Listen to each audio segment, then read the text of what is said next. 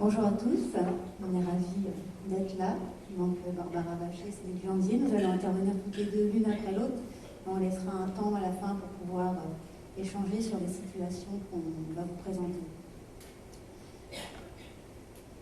J'ai pris des notes.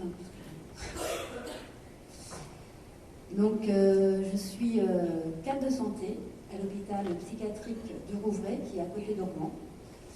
Et je travaille dans une EMPP, c'est une équipe mobile psychiatrie précarité qui prend en charge les personnes sans abri. Donc je vais vous présenter une problématique éthique que j'ai rencontrée dans le cadre d'un accompagnement de fin de vie en milieu psychiatrique d'une personne à la rue par une équipe mobile psychiatrie précarité. Donc monsieur, âgé de 69 ans, vivait dans la rue depuis plus de 10 ans. Cet homme n'avait pas d'addiction, ni pour l'alcool ou autres produits illicites. La famille était absente et les tentatives de contact ont toutes échoué. Il était atteint d'une pathologie psychiatrique chronique entraînant un déni des troubles, une logorrhée, des troubles du sommeil, une tachypsychie, une angoisse massive et une incurie majeure. Au cours de cette période, monsieur a toujours refusé les mises à l'abri, clamant un besoin de liberté. Son suivi psychiatrique a débuté à l'âge de 56 ans, avec une première hospitalisation sous contrainte pour troubles du comportement et de l'ordre public. Hospitalisation qu'il a très mal vécue du fait de la perte de sa liberté d'aller et venir. Cette hospitalisation a été l'occasion d'effectuer des explorations médicales, révélant une hypertension, la gale, une thyroïdie d'Hashimoto et une suspicion d'encéphalopathie. Une mise sous protection a aussi été faite. À sa sortie de l'hôpital, un suivi ambulatoire en EMPP a été mis en place. Cependant, la dégradation de son état psychique et somatique s'est poursuivie jusqu'à devenir alarmante. Ses tentatives de contact avec sa famille sont toujours restées non abouties et ses relations avec sa tutrice étaient dégradées. À ce moment, en accord avec sa tutrice, une deuxième hospitalisation sous contrainte est lancée par le médecin psychiatre de l'EMPP qui le suit. Mais au regard de l'état psychique de monsieur et de son refus d'hospitalisation, son avocat demande une main levée de l'hospitalisation sans consentement. De ce fait, le juge des libertés et de la détention lève l'hospitalisation sous contrainte. Monsieur retourne dans la rue, sans soins somatiques et un suivi psychiatrique sporadique. Il est dans la fuite et nous le rencontrons que de temps en temps dans la rue.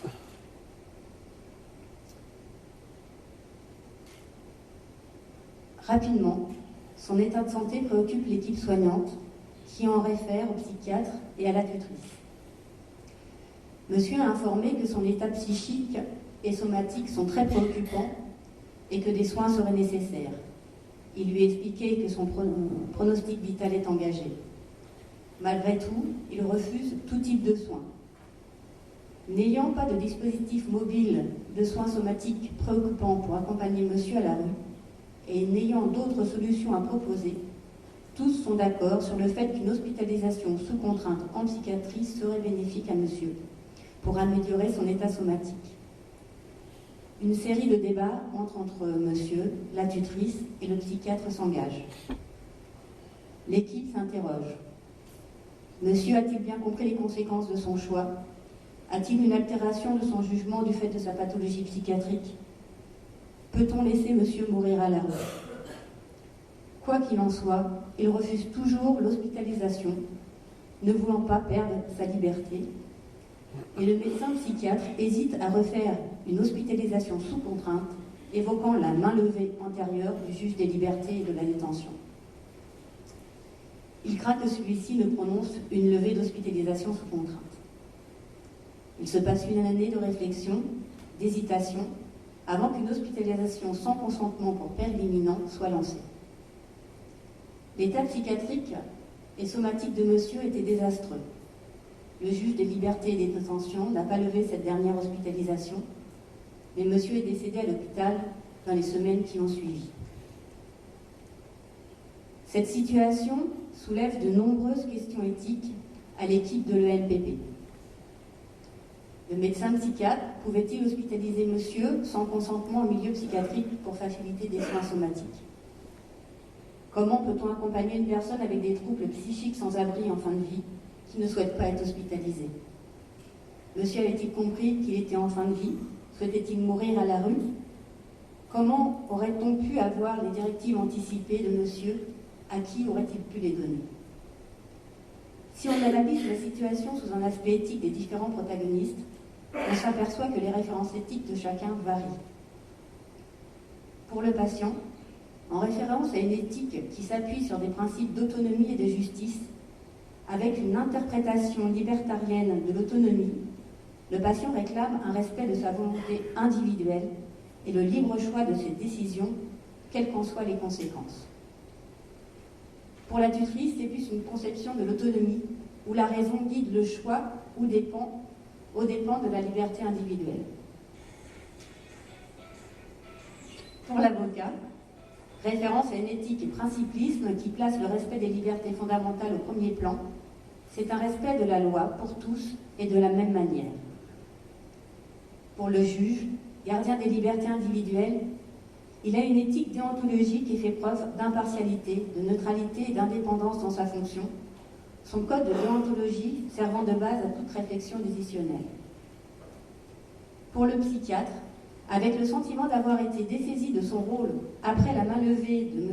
D, il est face à un dilemme pour une réhospitalisation, ayant en tête une exigence de reconnaître l'autonomie de monsieur et une exigence de le protéger. Il est plus dans une éthique qui met en jeu les valeurs d'autonomie, de liberté et de dignité de la personne. Il a comme objectif de soigner monsieur et de lui éviter une mort prématurée et à la rue. Moralement, pour le psychiatre, il doit soigner les gens. Et si le fait de soigner est moral, alors l'obligation de soin est juste et c'est une bonne chose. Pour lui, cela devient une action juste et bonne. C'est une éthique normative où les valeurs et les normes servent de base à la réflexion décisionnelle. Pour l'équipe, même si l'état psychique de monsieur ne justifiait pas une hospitalisation sous contrainte, elle engendrait un déni de son état général et psychique qui ne lui permettait pas d'être conscient des risques qu'il prenait à ne pas se soigner. Entre les principes de bienfaisance et d'autonomie, l'équipe était tiraillée. L'hospitalisation aurait été bénéfique pour sa santé avec un accompagnement spécifique à son état. Mais elle aurait aussi entraîné une souffrance face au désir de liberté de monsieur. Après un travail laborieux auprès de monsieur pour tenter de le convaincre d'accepter une hospitalisation, l'équipe a essuyé des refus systématiques. De fait, elle ne voyait d'autre solution que l'hospitalisation sous contrainte comme outil thérapeutique. Pour ce cas particulier, cela s'adaptait à la complexité de cette situation, même si cette décision ne suivait pas exactement les lois. La motivation des soignants était d'accompagner monsieur dans l'ensemble de ses soins. C'est elle qui servait de support à leur réflexion pour orienter leurs décisions. Mais comme seul le médecin pouvait décider de l'hospitalisation sous contrainte, l'équipe devait aussi convaincre le médecin de la nécessité de renouveler une hospitalisation sans consentement, malgré la décision antérieure du juge des libertés et de la détention. Pour conclure, on s'aperçoit que dans cette situation, que la multiplication des protagonistes dans le processus décisionnel rend la réflexion riche mais compliquée. Chacun dans son domaine d'expertise et dans son bon droit. Ce qui m'amène à dire que la pluridisciplinarité ne suffit pas pour travailler ensemble. Il faut aussi que tous soient dans une dynamique de transdisciplinarité, c'est-à-dire que tous doivent, en plus de travailler ensemble, avoir des notions précises des rôles et missions de chacun. Cela permet la pluralité des regards pour analyser la situation et d'éviter de découper la personne et de la mettre dans des cases pour prendre en compte une singularité. Monsieur était à la fois un homme de la rue, un patient, un citoyen, un frère et un major protégé. Éthiquement, pouvons-nous le dissocier ? Comment accompagner les personnes en fin de vie quand elles sont dans un environnement non institutionnel et respecter leurs directives ?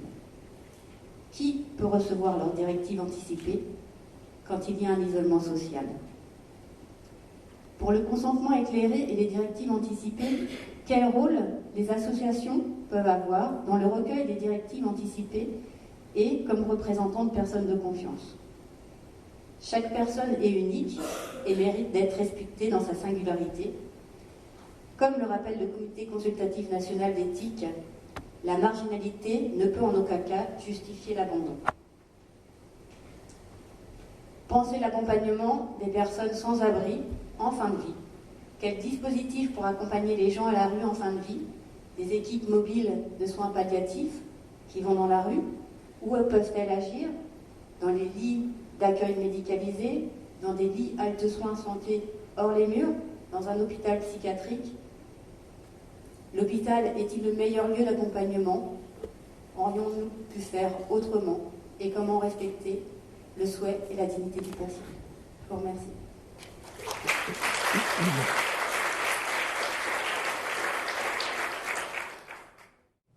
Je vais me présenter très rapidement. Donc, Barbara Bachet, je suis cadre de santé à l'hôpital du Rouvray, comme ma collègue. Et contrairement à ma collègue, moi, je travaille dans une unité d'admission, donc en intra-hospitalier. Donc, je vais vous raconter l'histoire d'un monsieur. Alors, au fur et à mesure, en fait, l'histoire du monsieur, je vais vous amener les questionnements qui nous sont venus en équipe autour de sa situation. Donc, il s'agit de monsieur J, 80 ans. Il est arrivé le 6 avril à Lunacor, donc service des urgences de l'hôpital psychiatrique, vers 13h. Motif d'hospitalisation, crise classique en EHPAD avec troubles du comportement récurrents. Ses antécédents, maladie d'Alzheimer diagnostiquée depuis plus de 5 ans, il est sous tutelle. Aucun antécédent d'ordre psychiatrique. Multiples changements d'EHPAD pour troubles du comportement, pas de place trouvée en milieu fermé. La veille, il est passé aux urgences du CHU, donc centre hospitalier de Rouen, pour bilan face à des troubles du comportement sans cause organique retrouvée. Envoyé avec les pompiers dans son nouvel EHPAD, c'est-à-dire qu'en fait, il était dans un EHPAD et au moment où il devait être transféré dans son nouvel EHPAD, il y a eu cette fameuse crise au sein de l'EHPAD d'origine, envoyé donc aux urgences du CHU. J'essaie de vous réexpliquer un peu toute l'histoire, comment il a débarqué à l'hôpital du CHR. Et donc, les pompiers l'ont ramené dans le nouvel EHPAD qu'il ne connaissait pas et l'équipe ne le connaissait pas non plus. Et donc, à l'arrivée dans ce nouvel EHPAD, il a une agitation majeure avec une crise classique extrêmement importante, une hétéro-agressivité envers les résidents, qui, en plus, au niveau des soignants, les soignants, du coup, se sont retrouvés démunis et ne sont pas parvenus à lui administrer le traitement prescrit par son médecin traitant. Du coup, est décidé au sein de l'EHPAD de le transférer aux urgences psychiatriques. Première petite réflexion qu'on s'est posée en équipe. Le comportement de monsieur J, accueilli dans un nouvel EHPAD, n'a pas pu être canalisé. Bon. Premier transfert aux urgences somatiques, deuxième transfert aux urgences psychiatriques. Premier questionnement. L'hôpital en soins psychiatriques est-il le lieu de soins adapté à monsieur J? C'est la première question qu'on s'est posée, nous, dans notre unité, quand on l'a accueilli. L'accueil de monsieur J en secteur protégé gériatrique n'est pas possible par manque de place. Comment et vers où on aurait pu l'orienter? Donc, je vous raconte la suite de son histoire. Toujours le jour de son arrivée à Lunacor, il y a évidemment une analyse clinique, une évaluation clinique du monsieur. Donc, il est calme, il est vigilant, il est désorienté. En fait, il a tous les symptômes de quelqu'un qui est en train de s'enfoncer dans sa démence liée à la maladie d'Alzheimer. A priori, au moment de l'entretien avec le psychiatre, on ne décèle ni tristesse, ni exaltation d'humeur et pas d'anxiété. Donc, pour essayer d'aider l'équipe de l'EHPAD, comme ça arrive régulièrement au niveau des urgences de l'hôpital psychiatrique, on introduit du Risperidal à visée anti-agressive. Et on envisage son retour après la mise en place du traitement à l'EHPAD le lendemain. Évidemment, l'objectif du médecin de Lunacor, c'est permettre à M. J de s'adapter, de s'apaiser, pour qu'il puisse vivre dans son nouveau lieu de vie, et surtout, évidemment, éviter les gestes d'hétéroagressivité à l'égard des résidents de l'EHPAD et des soignants. Malheureusement, au bout de 2 heures d'hospitalisation aux urgences, il y a une agitation, une hétéroagressivité majeure, avec des violences physiques envers une première patiente, puis une tentative d'agression sexuelle sur une autre patiente. Du coup, devant ce comportement-là, il est mis en chambre protégée. Et une décision d'hospitalisation en soins psychiatriques. Alors, c'est vrai que l'hospitalisation devient nécessaire à ce moment-là, parce qu'il est impossible de transférer M. J dans cet état à l'EHPAD, qui plus est ne le connaît pas, donc ça majore évidemment les difficultés de prise en charge. Essayer de trouver un traitement qui apaise M. J et observer sa clinique avec une évaluation de son comportement. Donc du coup, on l'admet dans l'unité où je travaille à 16h, en chambre protégée. Au moment de son entretien, puisqu'il y a toujours un entretien systématique pour tout patient accueilli, on constate un discours qui est plutôt figé, peu spontané, des réponses brèves et négatives pour la plupart. Il est dans l'opposition. On lui propose de l'eau, il refuse quasiment, il boit une gorgée, puis il jette son verre, il refuse la collation, le café, et il se plaint de douleur. Alors on constate une petite plaie à sa cheville gauche, on se demande si c'est ça qu'il exprime dans sa douleur. Évidemment, il a une élaboration insuffisante pour évoquer les motifs de son hospitalisation, c'est-à-dire qu'il n'a pas l'air de comprendre pourquoi il est là. Malheureusement, on n'a pas d'autre solution à ce moment-là que de le laisser en chambre protégée. Donc évidemment, comme tout patient qui est accueilli dans des unités d'admission au CHR, malgré la prescription de chambres protégées au moment de l'admission via les urgences, on réévalue la situation dès l'admission dans le service de l'unité d'admission. Là, évidemment, on constate que ce monsieur ne peut pas sortir de chambre d'apaisement pour l'instant. Il est informé, on répète plusieurs fois pourquoi il est là, on essaie de lui faire comprendre pourquoi il est là de plusieurs façons différentes, et on lui explique aussi le traitement. On essaie vraiment qu'il acquiesce un minimum au moins par rapport à sa prise en charge, tout en constatant que c'est très compliqué pour nous de savoir quand il prend son traitement, parce qu'il finit par prendre son traitement, s'il le prend parce qu'il finit par se dire qu'il n'a pas le choix, ou si simplement il le prend pour faire plaisir. C'est très compliqué pour nous d'évaluer ça. Alors, la nuit, ça devient encore plus compliqué, il ne dort pas. Pour ceux qui ne travaillent pas en psychiatrie, une chambre protégée, c'est constitué de meubles en espèce de caoutchouc, mousse recouverte de caoutchouc, un peu comme dans vous savez, les jeux pour les enfants, voilà, c'est très mou, ça évite justement de se blesser avec les meubles. Voilà, donc lui, ce qu'il fait, c'est qu'il balade toute la nuit son matelas, il le repose sur le mur, il le jette au loin, il s'agite énormément. Il n'exprime pas grand-chose, à part qu'il s'agite. On n'arrive pas à obtenir de lui des réponses aux questions qu'on lui pose.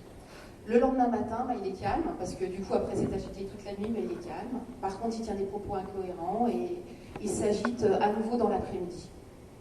Donc du coup, on décide le maintien en chambre protégée, parce qu'on estime que peut-être on va essayer de voir si on peut comprendre et canaliser les raisons de son agitation, parce que dans l'unité où je travaille, on est extrêmement attentif à la possibilité du patient d'agir et de se mouvoir dans le service. Et en général, les mises en chambre comme ça protégées, on essaie de pas dépasser 48 heures. Vraiment, pour essayer de, entre guillemets, permettre au patient de comprendre que cette chambre lui permet de s'apaiser et très rapidement de trouver une autre solution. Donc déjà, au sein de l'équipe, il y a des questionnements autour de cette situation. On s'interroge si ce qu'on fait, c'est adapté pour ce monsieur. En plus, il commence à manger ses selles. Donc, il y a une prescription d'une grenouillère avec fermeture éclair à l'arrière pour éviter qu'il ait accès à ses selles. Il mange peu. On arrive quand même à lui donner du plaisir. On voit bien son faciès, en tout cas, avec des aliments sucrés. Donc, on fait le tour avec la diététicienne de tout ce qu'on peut lui proposer comme aliment un peu enrichi, sucré, qui lui fasse plaisir. Le 8, on décide d'essayer de le sortir de la chambre d'apaisement. Enfin, plutôt, on essaye petit à petit de voir s'il est apaisé pour en sortir. Ça se passe à peu près bien. Malheureusement, la nuit, il s'agite toujours et il commence à chuter dans cette chambre, mais des chutes de sa hauteur. Et on voit bien qu'il y a une inversion du cycle ictérémal, comme c'est souvent le cas dans les contextes de maladies d'avenir. Alors, bien sûr, au sein de l'équipe, ça commence à mettre tout le monde mal à l'aise. Ce monsieur en chambre d'iso qui est dément, est-ce que c'est vraiment sa place? Et beaucoup dans l'équipe commencent à dire qu'on est limite maltraitant. Évidemment, on s'interroge sur la balance bénéfice-risque, sécurité de monsieur versus liberté de mouvement, et on n'est pas tous d'accord au sein de l'équipe. On finit par trouver un consensus avec les sorties séquentielles, mais on est tous un peu mal à l'aise d'enfermer ce monsieur quand même. Malheureusement, on voit bien que, alors on ne sait pas si c'est le fait qu'il soit enfermé, ou si le fait qu'il soit dans un endroit qu'il ne connaît pas, on voit bien qu'il s'aggrave au niveau de sa démence. Et en plus, physiquement, il est en train de se détériorer, et on est de moins en moins à l'aise vis-à-vis de ce monsieur, à se demander qu'est-ce qu'on peut trouver comme solution pour l'aider. Donc évidemment, à force de chuter, il a des hématomes, et notamment un gros hématome sur la hanche droite, et il nous montre qu'il a mal. Malgré tout, il n'y a rien au niveau fracture, etc. Donc on se dit qu'il s'est juste, malheureusement, juste fait un hématome.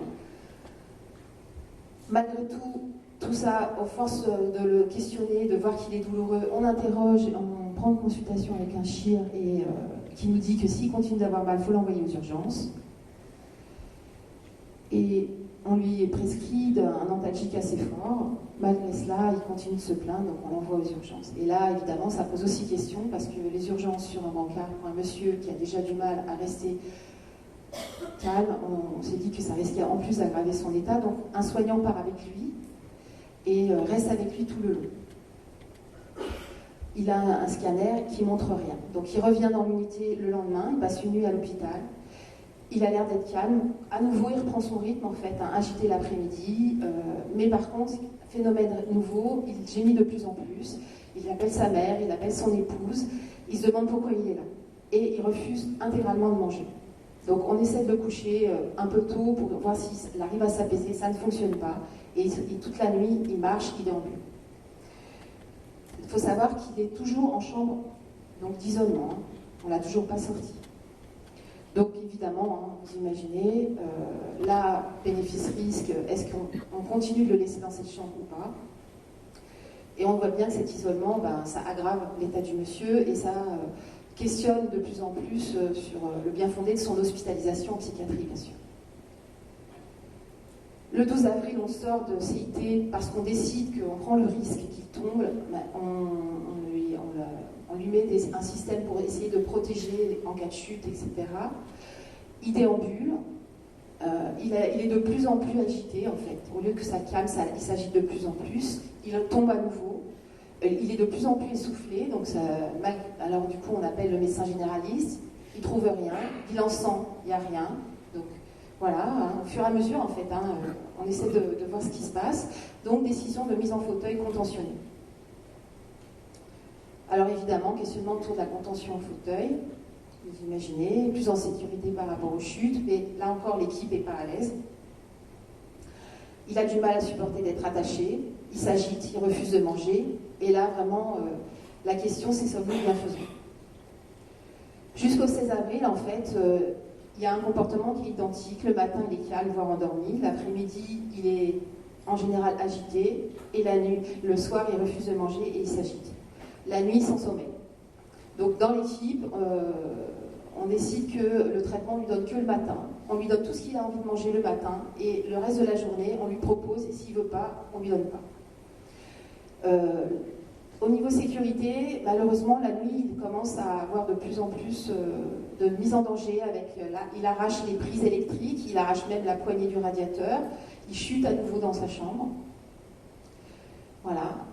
On reçoit sa femme et sa fille plusieurs fois qui disent qu'elles s'y sont préparées. Les directives anticipées disent qu'il ne faut pas d'acharnement, c'est ce qu'il y a d'écrit, donc il est clair là-dessus, et sa famille aussi. Donc nous, on est surtout sur son bien-être. On voit qu'il est de moins en moins détendu, qu'il ne s'exprime plus du tout avec des mots, contrairement au début de son hospice, qu'il se met de plus en plus en danger.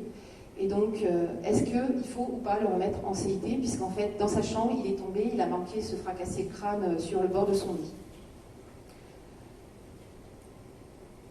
Il est de plus en plus douloureux, mais la douleur, on n'arrive pas à savoir d'où elle vient. Il refuse de manger, il refuse les traitements. À partir du 16, tout est refusé. Il s'enlève ses vêtements, il ne veut plus, il veut être nu. Et donc nous, dans l'unité, on a ce qu'on appelle un salon d'apaisement. C'est un peu comme ceux qui connaissent Noël-Zélène, c'est un peu équivalent. Donc c'est un fauteuil avec un écran, de la musique douce de nature et un fauteuil, si vous voulez, un pouf, et où les patients vont quand ils sont en crise d'angoisse ou en crise un petit peu d'agitation. Donc on décide de le mettre là parce que c'est une pièce qui est plus chaude que les autres et de le laisser tout nu. On essaie aussi de mettre des matelas au sol pour éviter qu'il tombe et que s'il tombe, il ne se fasse pas mal. Le médecin généraliste se déplace une fois de plus et prescrit la morphine Péros. On s'interroge tous sur le bien fondé du Péros. On voit bien qu'il est en train de s'aggraver. On est de plus en plus démunis dans son accompagnement. Certains soignants s'estiment maltraitants parce qu'on est tous d'accord pour dire que là, il lui faut quelque chose pour calmer ses douleurs. Et donc, on est tous en train de dire qu'il faudra peut-être une prescription en sous-cutané. Et puis surtout, ce monsieur, depuis le début, il n'y a pas de diagnostic de fin de vie, en fait. Donc, est-ce que là, ce monsieur est en fin de vie ou pas? On est un certain nombre à penser que oui, mais aucun diagnostic n'est posé. Donc, du coup, on appelle la gériatrie aiguë du CHU pour avoir de l'aide, pour savoir si on peut le transférer, s'il peut aller en soins palliatifs, si c'est possible. Le gériatre, en fait, nous dit qu'effectivement, il confirme le diagnostic de fin de vie, que c'est quelqu'un qui connaît depuis plus de 5 ans, qu'il n'y a pas de place en gériatrie, pas de place en soins palliatifs, il n'y a pas moyen que leur unité mobile se déplace parce qu'ils ne sortent pas du site du CHU, et que l'unité mobile de soins palliatifs n'est pas disponible dans les jours qui suivent. Donc, il nous propose une consultation en vidéoconférence pour voir l'état du monsieur et effectivement, on nous dit bien que ce monsieur a besoin de morphine sous-cutanée et d'une sédation. Donc, pour obtenir la prescription, on appelle notre médecin généraliste qui fait la prescription. Et après donc, toute cette bataille autour de la prescription, parce que ça a été une bataille, nous arrivons à ce que le monsieur ait sa prescription sous-cutanée, sa sédation, et un diagnostic de fin de vie avec les arrêts des eaux thérapeutiques et les soins de confort uniquement. La femme vient voir son époux, elle accepte la situation, elle est même rassurée et soulagée. Et donc, petit à petit, M. J s'apaise, il ne gêne plus, il n'est plus douloureux au toucher, il s'arrache toujours ses vêtements, donc on décide de le laisser nu malgré tout, même si ça choque certains d'entre nous. Et il est décidé de le laisser en permanence dans le salon d'apaisement sur les matelas. Le 21 avril, il est beaucoup plus calme, il est en train de s'endormir tout doucement, donc on le remet dans son lit, dans sa chambre, pour que sa famille puisse le voir dans un état qui soit peut-être un peu plus facile à voir. Hein. Il est du coup sous les draps avec une chemise. Et il décède à 13h le 22 avril.